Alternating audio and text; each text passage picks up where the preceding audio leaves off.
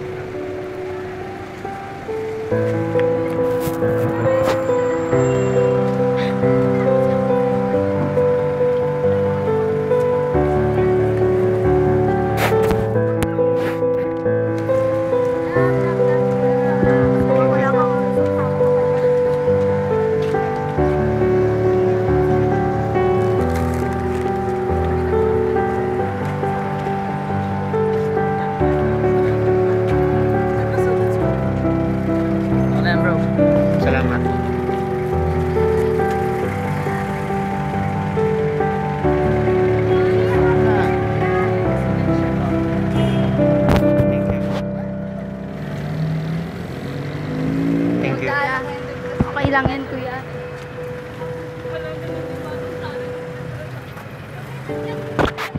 Salamat.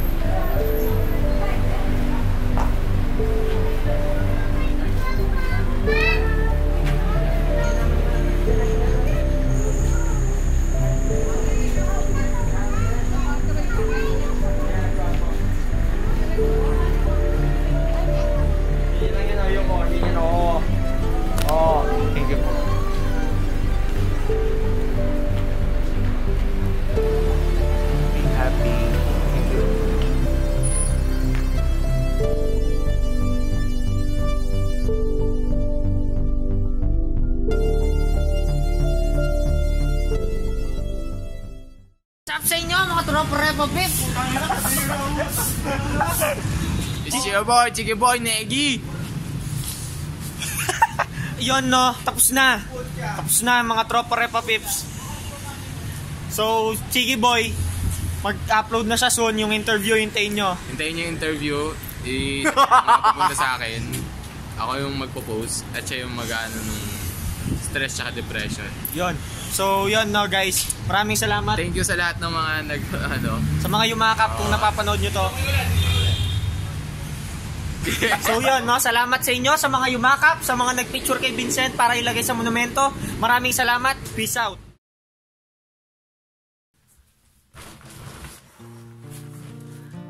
Konting brief lang sa experience namin or sa experience ko dahil wala sa Vincent. Experience ko sa ginawa naming social experiment. So, ang sa akin kasi is napunta is yung depression, which is nakasulat doon is I am depressed. Will you hug me? So I will feel special for once too. Yung experience ko, minsan matagal minutes bago may lumapit sa akin and yumakap sa akin para kausapin ako. Pero ang best part doon is pag nung may yumakap sa akin. Kasi even though hindi ako yung nakaka-experience nun, even though it's just a social experiment, it's so nice na ma-feel ko yung may paki sa akin yung tao. Yung sabi ko nga kanina sa umpisa ng vlog ko, if ever man na may kaibigan ka or ikaw mismo yung nakakaranas ng depression or stress or kahit ano pa yan, kahit anong problema, reach out for your friend na may nararamdaman or may nararanasan na problema. Reach out for them, hug them, then talk to them. And if ikaw yung nakakaranas ng problema yun, reach out for other people. Sa mga taong pinagkakatiwalaan mo, sa mga taong alam mo nandyan para sa'yo talaga. Reach out for them, yakapin mo sila, kausapin mo, open up about your problems, and then I am sure na matutulungan ka nila sa problema mo. Just don't give up. Don't ever let your feelings down. Don't ever magtangka ka magpakamatay or something worse na may gagawin ka sa buhay mo. Because yes, I know depression is not a joke. It's not something na basta-basta mo lang maalis sa yun guys. Maraming salamat. Please do like this video if you like it. And if you don't like it, then siguro thumbs down. And subscribe if you want to see more videos ganito or something na if may suggestions kayo, comment na kayo sa comment section down below. And if gusto nyo tumulong to spread awareness, just share this video to your Facebook, Twitter, or maybe to your friends in person. So yan guys, maraming salamat. Ako nga pala si Miguel Vlogs. Miguel, mga tropa Repa Pips, maraming salamat. God bless you.